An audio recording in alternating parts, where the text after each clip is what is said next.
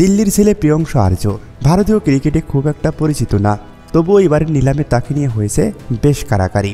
30 lakh রুপির ক্রিকেটারকে Delhi Capitals, Mumbai Indians এবং royal Challengers Bangalore লড়াইয়ের পর 3 কোটি 80 লাখ রুপিতে দলে ফেরায় পাঞ্জাব কিংস। কারণ গত বছরের সেপ্টেম্বরে দিল্লি প্রিমিয়ার লিগে সবচেয়ে বেশি রান করেছিলেন প্রিয়ংশ।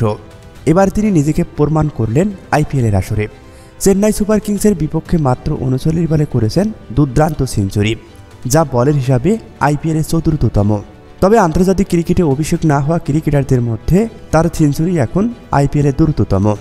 প্রিয়ংশর সেঞ্চুরির উপর ভর করে চেন্নাইকে 18 রানে হারালো পাঞ্জাব কিংস। পাঞ্জাবের 6 উইকেটে 219 রানের জবাবে চেন্নাই থামে 5 উইকেটে 201 রানে। বিফলে যায় মহেন্দ্র সিং ধোনির 12 বলে 27 রানের ইনিংস। এ নিয়ে টানা 4র্থবার হারল চেন্নাই সুপার কিংস। 42 বলে 7 বাউন্ডারি এবং 9 ছক্কায় 103 রান করা প্রিয়ংশী জেতেন ম্যাচ সেরার পুরস্কারটাও।